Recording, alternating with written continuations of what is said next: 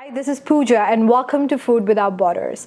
Now, if you're new to my channel, welcome to Food Without Borders. I'm your host Pooja and I share some of the best recipes from across the world. So stay tuned and thank you for subscribing. Now, if you haven't subscribed, hit subscribe. It doesn't cost you a dime. And I'm an awesome person to hang out with, so why not? Now, today's recipe is one of my favorite cookies of all time. I probably say this in every video of mine, but this one is particularly my favorite. Now, I only bake these cookies in the winter only because I think it has a little spice in it, which makes me feel like it's winter appropriate. Now, this recipe hails from India or Persia. I tried to backtrack the heritage of this cookie and it said Dutch, it said Persian, so it truly is a food without border or cookie without border. It's called Naankhatai, which in Persia, in Iran, it's called kulcha-e-khatai, if you've heard it, and if you're Persian, maybe you should comment and let me know if I'm saying the right thing, and if I butchered the name, I am so sorry. You can correct me if you want to. Now, it's a handful of ingredients. Holiday is right around the corner. We are celebrating holidays very differently. So this year, I'm even more game to get these gift cookie boxes to all my family and friends and share some holiday joy with them. So I'm gonna start, and this doesn't take a lot of ingredients, so let's get started. All right, folks, the first thing you're gonna do is preheat your oven to a 350 Fahrenheit, and then I am going to add some ghee, which is clarified butter. Now, what I have done is I did melt the ghee, but I did not melt it to a temperature that it's warm. It's still room temperature, but it is liquid. Anybody who has worked with ghee knows that it turns kind of solid. Make sure that you melt it so that it mixes with the ingredients quickly. Now, to this, I am going to add some powdered sugar. Is this powdered sugar or is this flour? Whoa, whoa, whoa, yeah. As if I can sniff it and let you know that this is powdered sugar.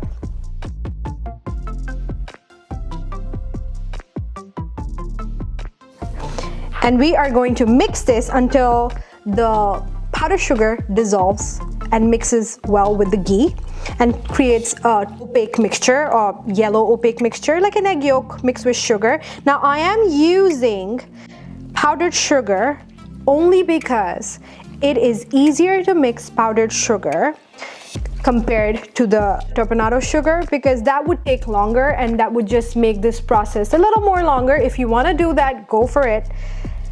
I just feel like these cookies are so simple, why waste any time?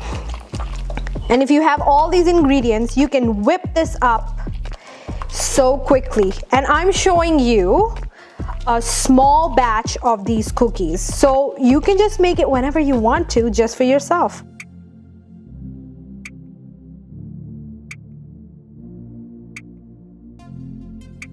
Now to this, what I'm going to do is add some all-purpose flour, and this is unbleached all-purpose flour. Here I have some ground cardamom, some baking powder, and some salt. I will sift this in, and what that does is it puts some air in the flour mixture, and that just makes these cookies nice and delicate. If you would like to use some other spice, you can. And the spice that you could use are cinnamon. You can use ground ginger. Though your options are unlimited. And if you don't like cardamom or spices, you can just make them with vanilla.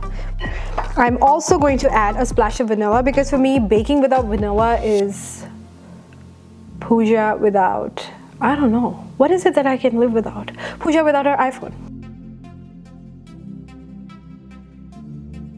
I am now going to use my hands because that will just make the process nice and easy, and mix this in until it turns into a dough.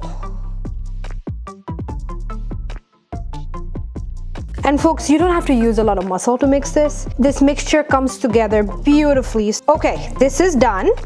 Now I'm gonna go quickly wash my hands and then come back and show you what to do. So folks, I have a baking tray here. that is lined with a non-stick mat. You can use parchment paper if you want to. To make these cookies nice and even in size, I have a cookie scoop. If you are one of those people who can eyeball things and make things perfectly, you're a champion. I'm not, so I'm gonna play safe and use this. I'm gonna scoop a little bit of the mixture in my palm, turn it into a ball like so, put it on the mat, and now here's where you can get as creative as you want. I'm using cashew nuts because that's what I love. Cashew nuts and cardamom go really, really well. But if you would like to use pecans or pistachios, that's all up to you. Pistachios with cardamom also go really well, so that's one option. I'm just gonna stick this in here like so. And don't worry if your cookie is cracking. As long as it retains like 80% of the shape, you are okay. I think also the first one was sort of crumbly because my hands were kind of cold because I just washed them. I am going to spread the cookies a little more apart from each other. They don't really spread that much, but because I have such a big baking tray, I don't have to be that conservative. You can leave them 2 inches apart and that should be perfectly fine. Okay, so these are done. I'm going to stick this in the oven. I would bake them for somewhere between 15 and 18 minutes. That's how long it takes in my ovens. Now, I do understand that some of you might have really powerful ovens or less powerful ovens, so I would suggest keep an eye on them from 14 minutes, and then when I bring it out, I will show you exactly what it looks like so you know how long it took and what it should look like when they're ready. So I'll be back. So folks, we are back and I baked it for about 18 minutes. That's how long my oven took. And then I let it sit on the counter to cool off completely for about 30 minutes. And you have to do the cooling off part only because this does not have eggs. Eggs in cookies are usually binders. So then your cookies keep the size and keep the form. And when you eat them, they don't just crumble into a mess. Now, because these don't have eggs, you have to wait and let it cool completely. Now, how you can tell it's done? One, because I had cashew nuts, the cashew nuts turned a little golden, if you notice, which is an indicator that it's done. Now, when you pick this up and on the bottom, it should have like a nice golden kind of coloring to it. That's another one. Now, when you open it and see, the longer you leave it, it will not crumble.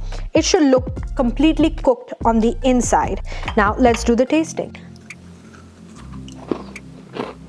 Oh God. It's kind of crumbly on the outside and crunchy on the inside. It's just one of those cookies that you have to have in your recipe box, really.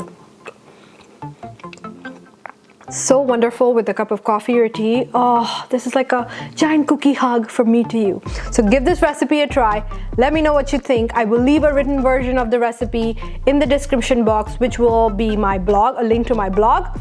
And there are so many more recipes there that you can check out. Hit subscribe if you haven't, and I will see you next time. Bye. Happy holidays.